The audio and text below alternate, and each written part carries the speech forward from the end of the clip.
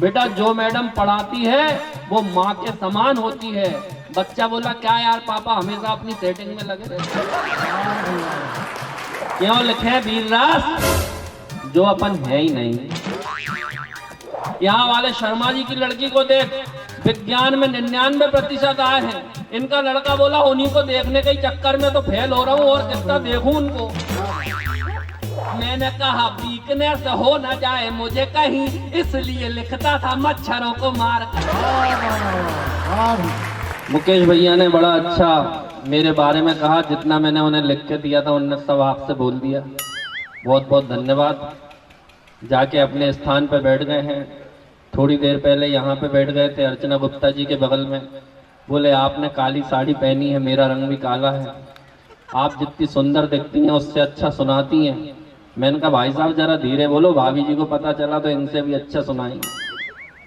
लेकिन आप लोग भगवान कसम बड़े प्यार से कवियों को सुन रहे हैं। आदरणीय गौरी शंकर धाकड़ जी ने बड़ी कविताएं पढ़ी, वीर रस की कविताएं। अपने बाप के बस की नहीं कि अपन वीर रस लिखें। मुझसे कई लोग कहते कि तुम वीर रस क्यों नहीं लिखते।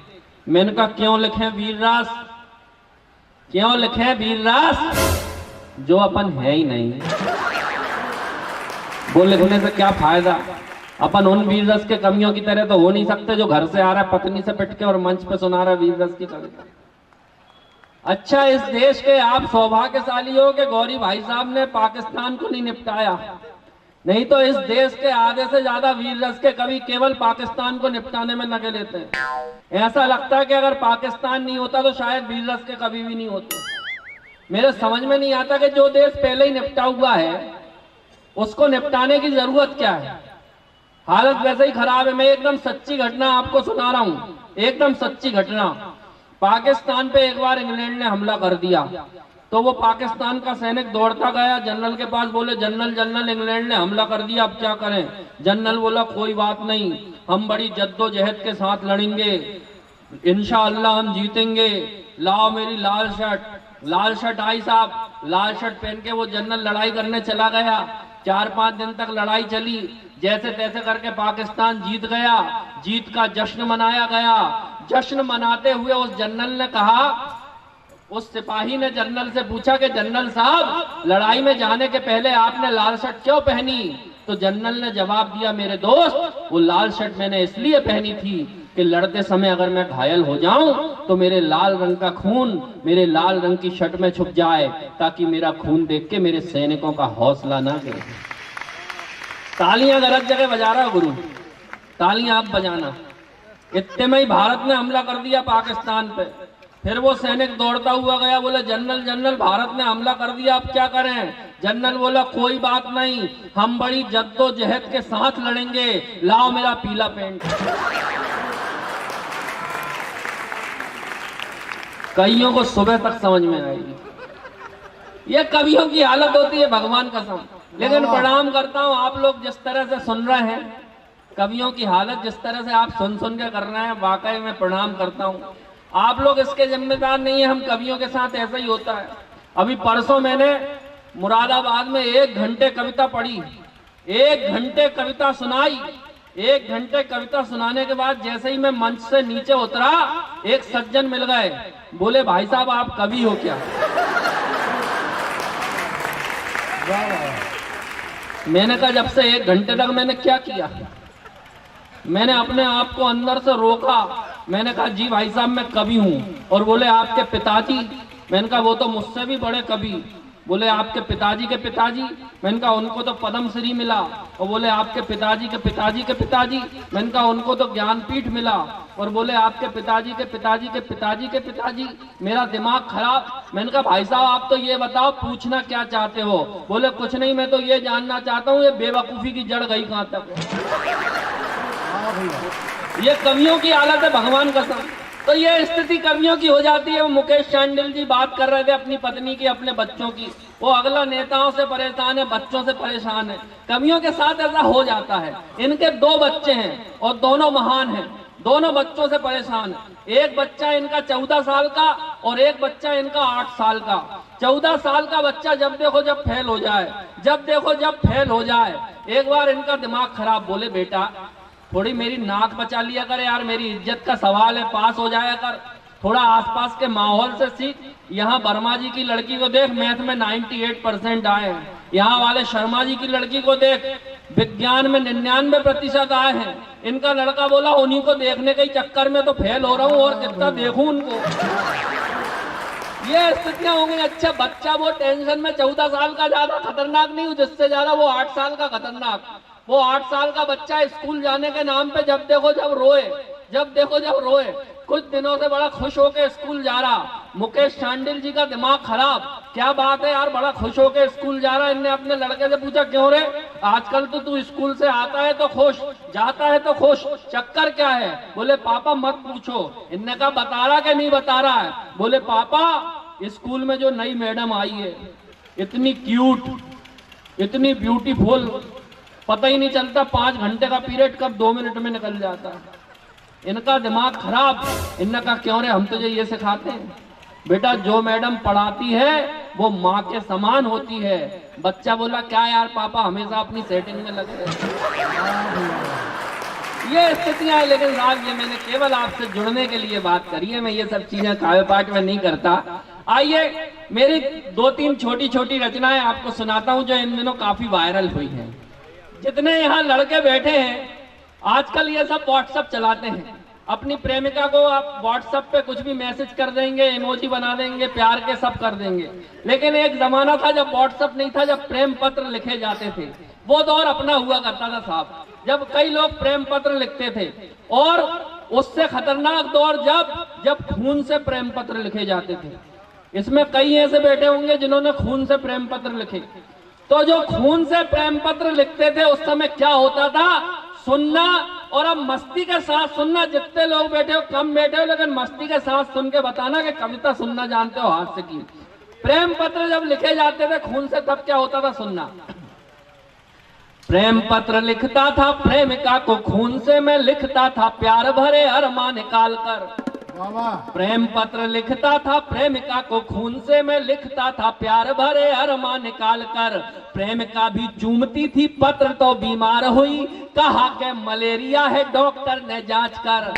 तो सुन के वो बौखलाई, मिलने वो मुझे आई, कैसे खून से लिखा है बोली वो दहाड़ कर। सुन के वो बौखलाई, मिलने वो मुझे आई, कैसे खून से लिखा है बोली वो दहाड़ कर। मैंने कहा वीकनेस हो न जाए मुझे कहीं, इसलिए लिखता था मच्छरों को मार कर। भाई ऐसी मस्ती के साथ सुनना भगवान कसम। बहुत अच्छा आप लोग सुन रहे हो। रामेश्वर बसेने जी प्रणाम करता हूँ आपको भी भगवान कसम।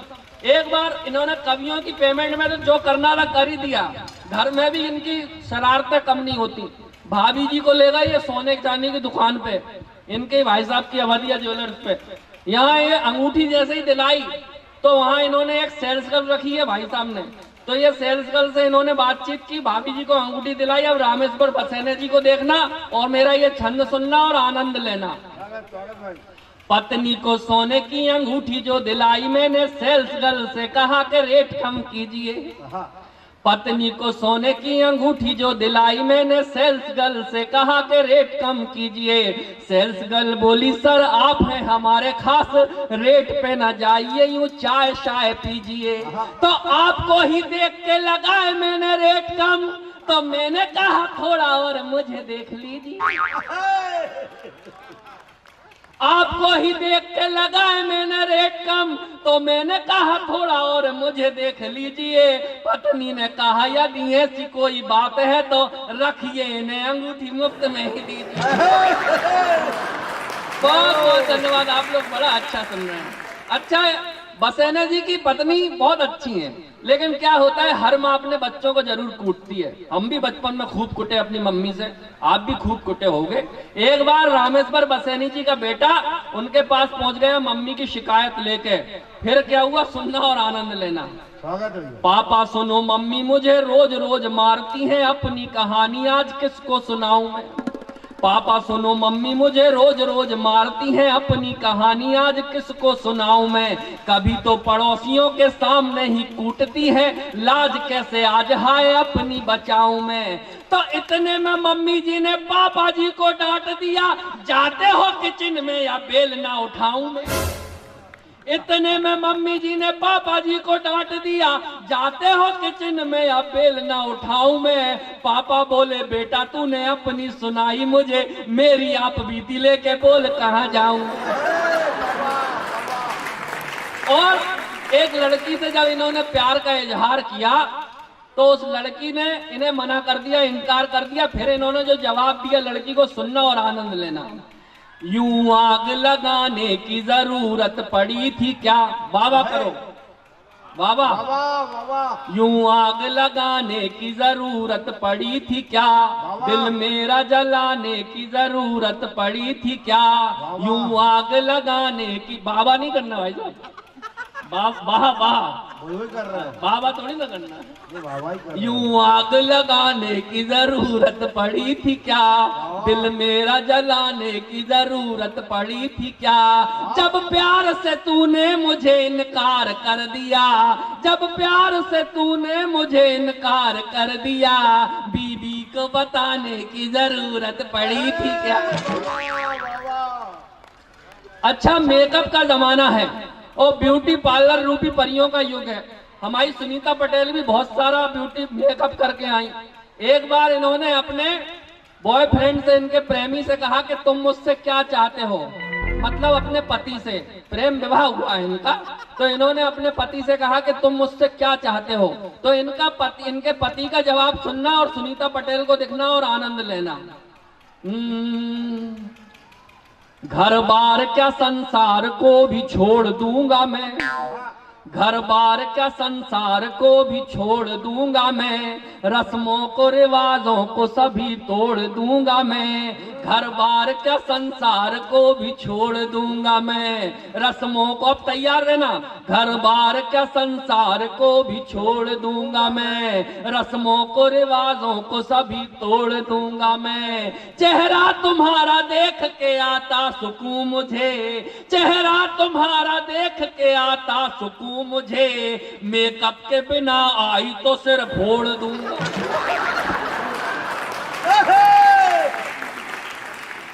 ये सब स्थितियां हैं। अच्छा एक बार रामेश्वर बसेने जी, इनकी पत्नी गुस्से में बहुत जोर से कुछ चबा रही थी।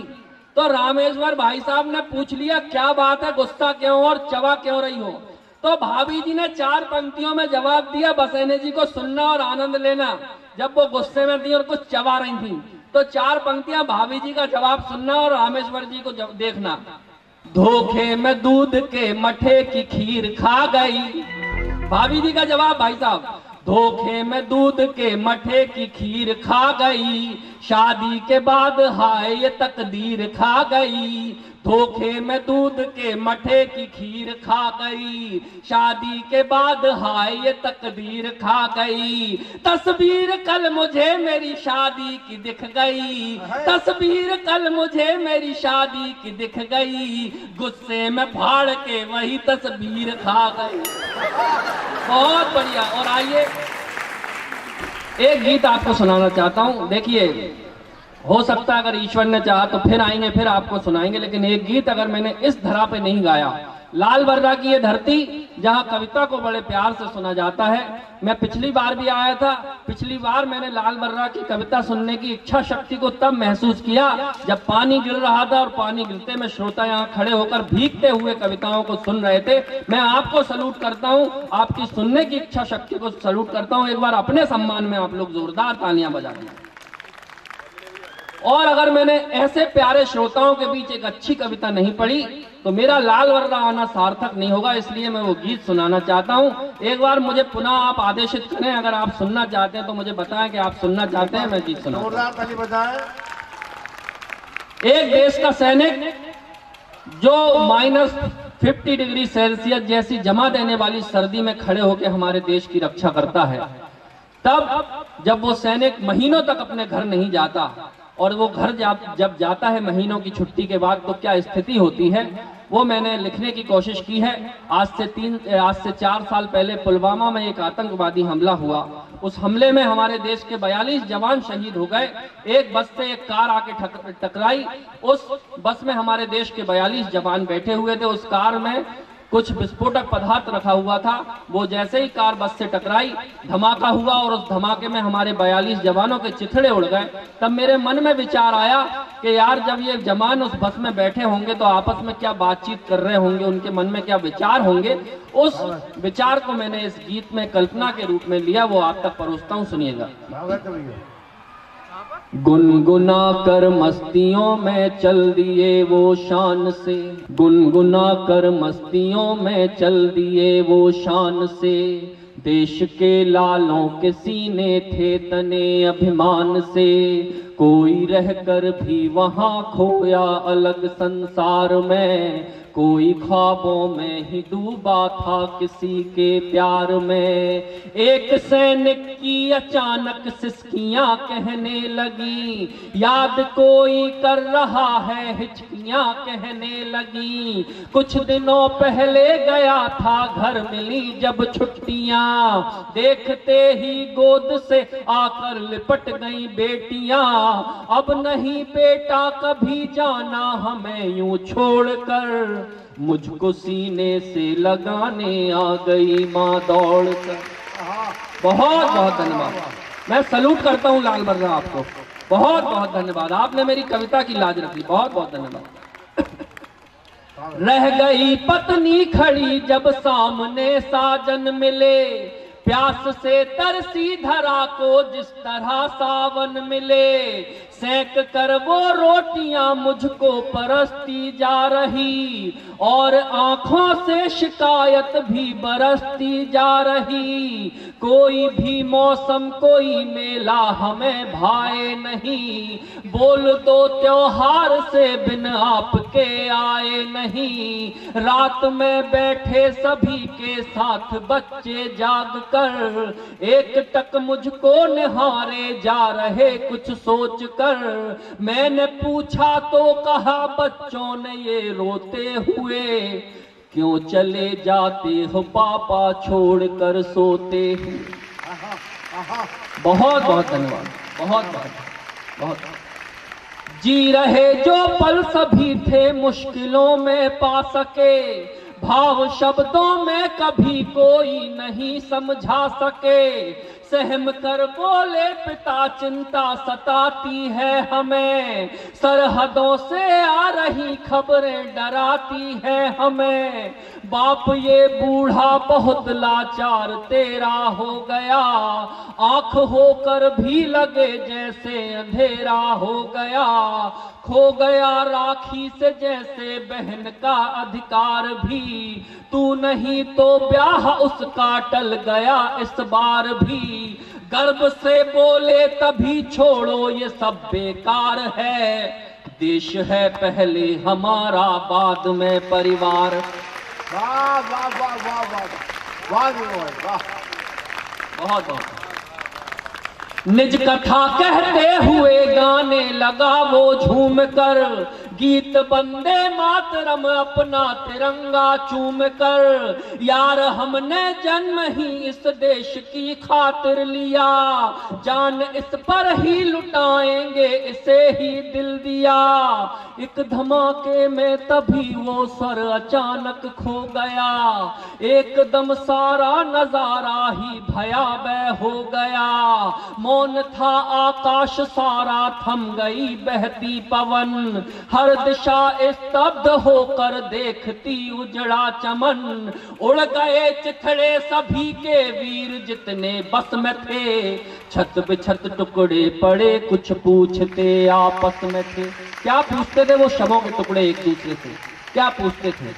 कब तलक ये रक्त संयम का बहाया जाएगा, कब तलक मातम भरा नगमा सुनाया जाएगा, कब तलक बारूद में लिथड़ी फिजा मुरझाएगी, कब तलक हैवानियत जुल्मों सितंबर पाएगी, कब तलक संग आएंगी आतंक की परछाइयां, गूंजती कब तक रहेंगी गम भरी शहनाइयां, कब तलक सिंदूर माँ की कोख राखी रोएगी, कब तलक लोरी बिलखती सिसकियों को ढोएगी।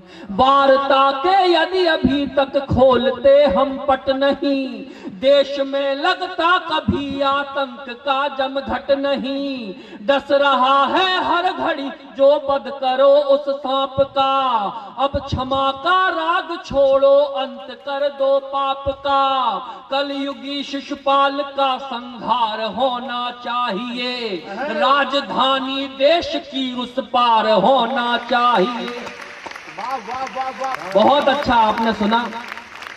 सितारों को आंखों में महफूज रखना, बड़ी दूर तक रात ही रात होगी। मुसाफिर हो तुम भी, मुसाफिर हैं हम भी, किसी मोड़ पर फिर मुलाकात होगी।